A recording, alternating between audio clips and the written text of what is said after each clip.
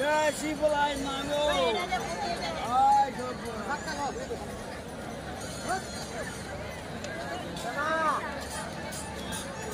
Ya, si boleh mai. Ekbar ke saya main mandi. Jal.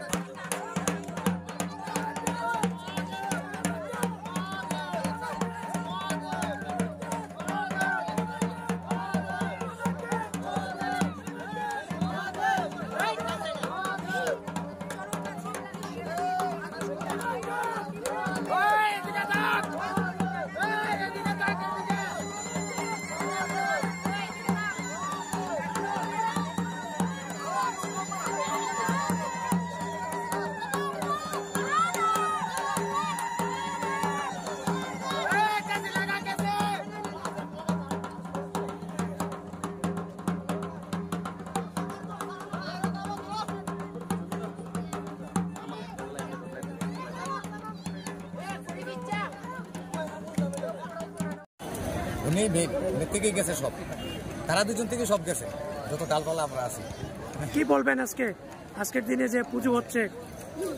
ওই তো নাতি খেলাধুলা দেখা, পূজা করে, ধরো পূজা আগুন পাড়া, বটি গেতে, সুইচ বিন্দা দেখা, কোনো অসুবিধাও না, এমনি ভালোই। তারপরে ওই সরস্বতী পালা করে আর কি। কত বছর ধরে করছেন এটা? আমরা গুছাই থাকতে আমরা 50 বছর ধরে পূজা করতাম। আমরা গুছাই তার ওই যে শিষ্য এ পূজা করে গেছে, কোনো অসুবিধা হয়েছে না। এমনি সব পূজা করে গেছে, খেলাধুলা সব দেখা, কোনো অসুবিধা হয় না। এই পুজোতে কি কি নিয়ম কারণ থাকে? নিয়ম কারণ তাই আমরা 2 মাস আমরা নিরামিষ খাওয়ান লাগে, নিরামিষ খাই এই পূজাটা করে। ওই তো ওখানে আগুনও ভরবো, আগুন দিয়ে আটবো, এরপরে ওই কলা গাছ ইয়া করবো, সব দেখাইব, খেলাধুলা আমরা বুঝাই থাকতো দিতে।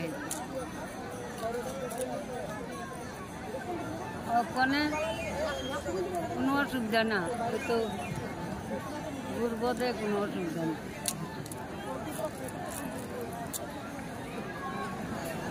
আপনার পরিচয়, আপনার নাম? আপনার নাম?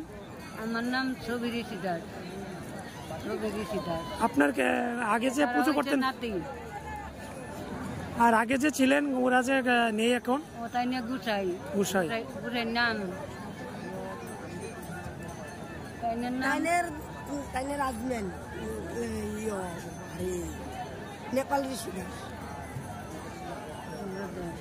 তো অনেক পাইয়া গেছে, তাই নাম শিশুরা তারা পূজা করে।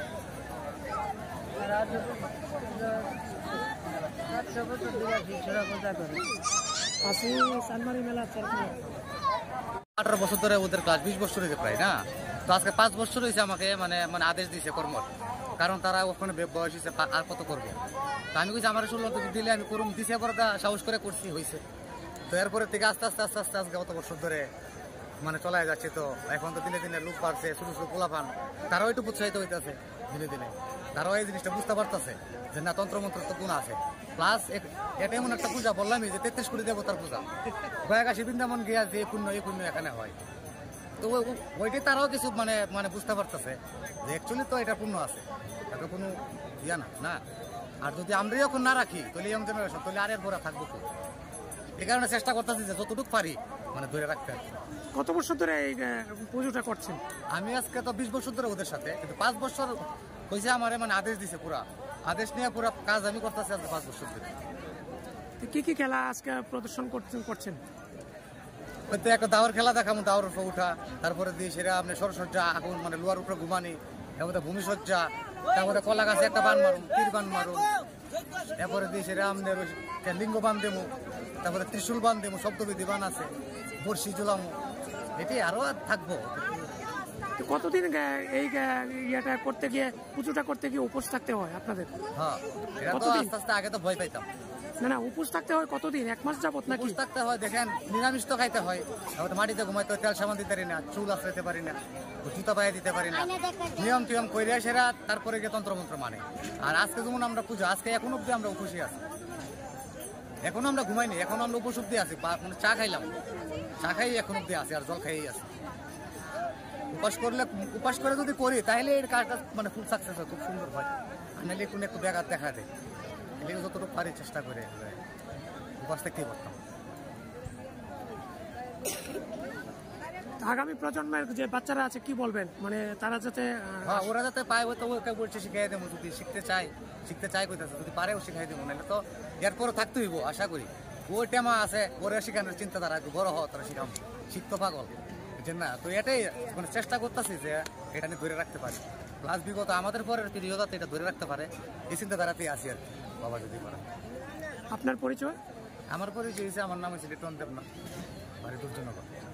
আপনি ওনার শিষ্য নাকি? আর তিনি হচ্ছে আমার দিদা গোসাই।